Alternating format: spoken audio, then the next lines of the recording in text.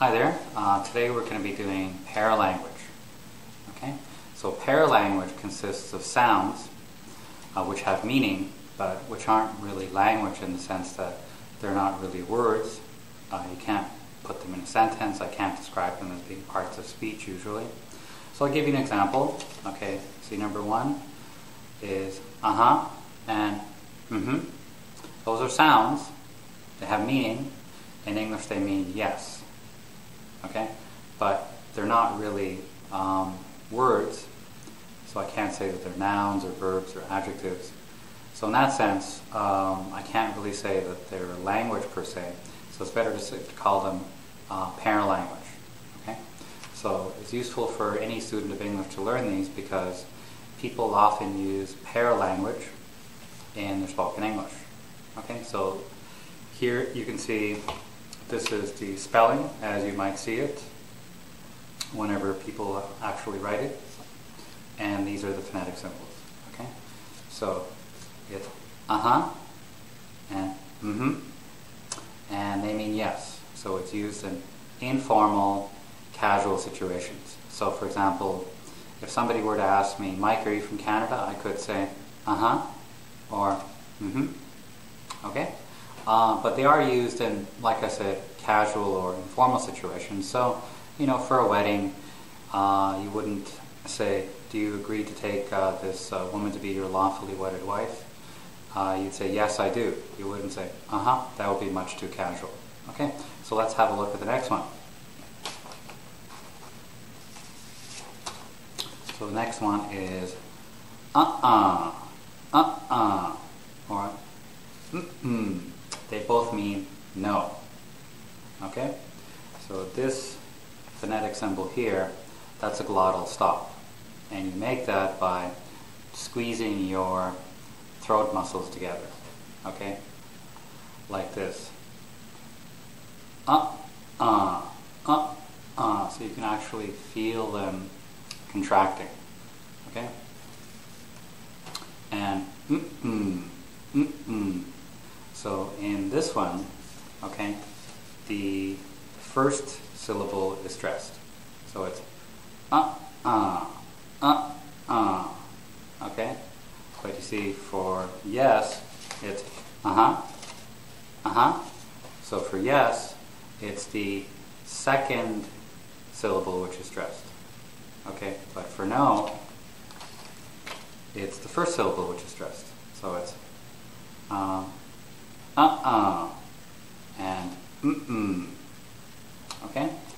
And then we have number three. Number three is a thinking sound. So if somebody were to ask me something like, in what year did Manitoba join Confederation, meaning Canadian Confederation, I might have to think for a while. So I might say, or Now I wouldn't consciously, of course, choose to say that, okay? But that's the kind of sound that Canadian English speakers and other English speakers tend to make when they're thinking. Oh, I forgot to give you an example of this one, number two. So no.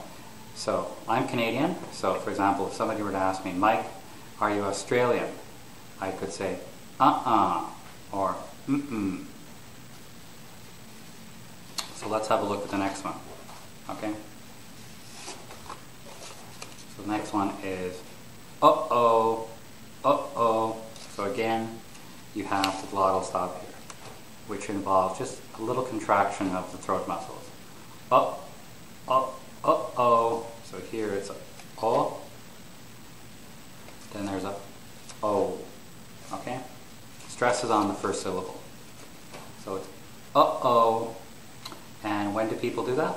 People will do that if they realize they've made a small mistake, okay? Or, for example, if they forgot something. So, let's say if I'm going somewhere, but I forgot an appointment, or if I forgot my keys, I say, uh-oh, I forgot my keys, okay? Okay, so number 5 is yuck. So yuck is a sound that somebody might make if some food tastes bad. So they'd say yuck. Okay, so number 6, you'd say duh.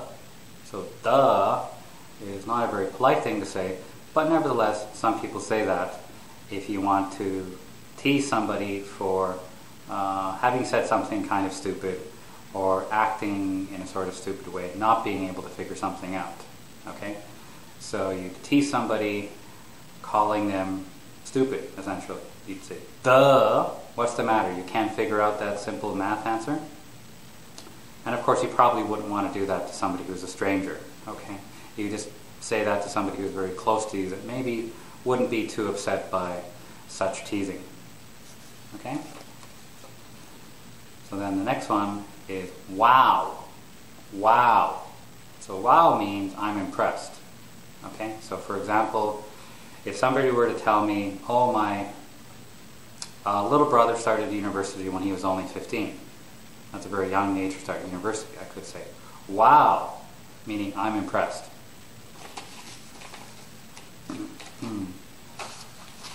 Okay, so the next one here is ouch. Ouch. Okay?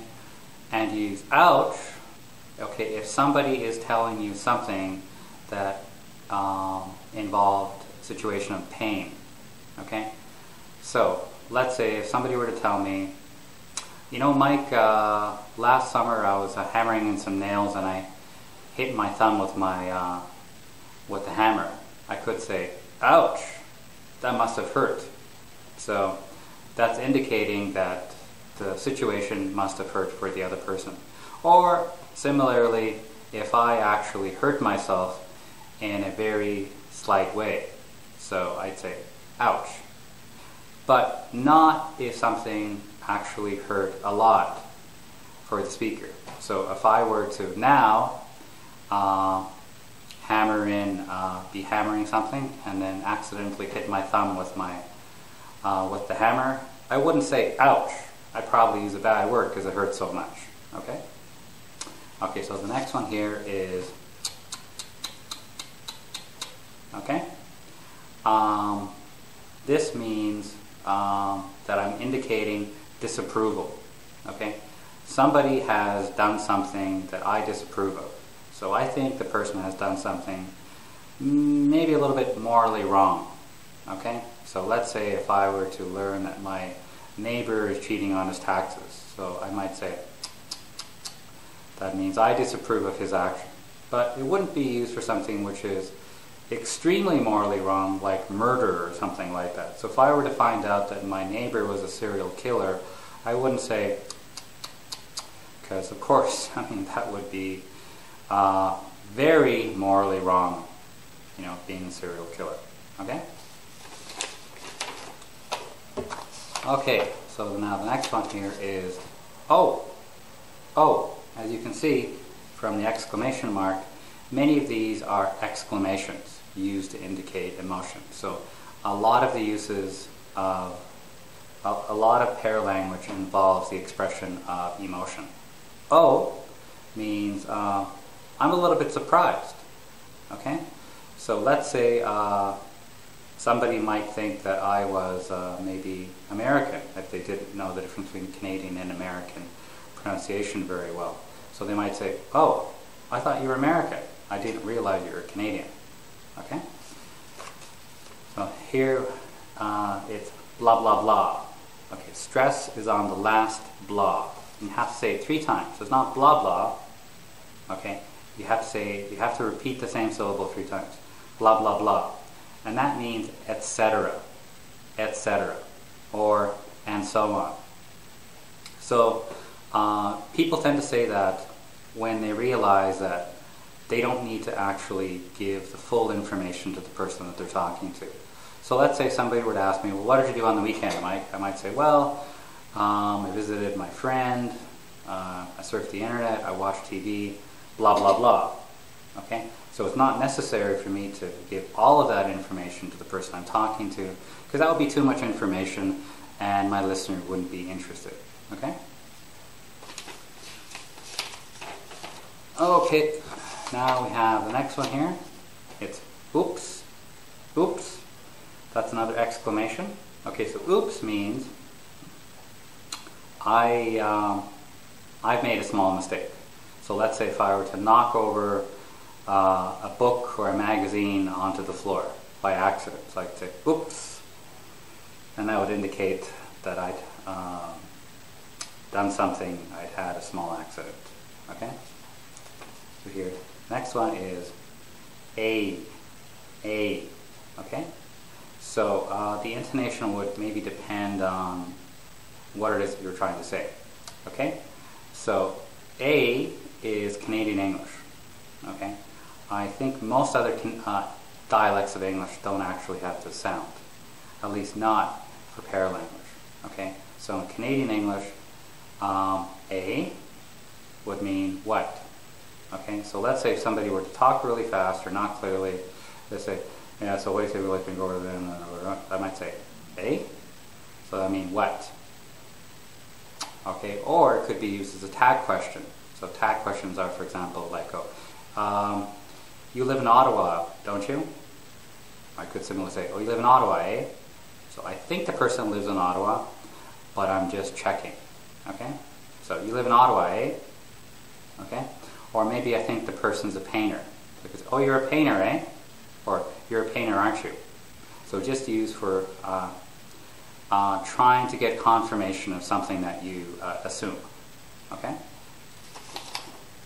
Now the last one here is whoa, whoa, whoa. Okay, so whoa, whoa, whoa means you're going too fast in your assumptions. Okay? Or you're going too fast in the conversation that we're having. Okay? So for example, let's say if a man and a woman were on a first date, and the man at the end of the first date started talking about marriage already. Well, that would be much too soon in my culture to be talking about marriage. So the woman might say, whoa, whoa, whoa, meaning, okay, you're assuming too much based on too little time spent together. Okay, we're not going to get married yet, we definitely need to get to know each other a lot better. So she might say, whoa, whoa, whoa, meaning essentially, don't go so fast. Okay? So that's all for now. We'll see you again next time.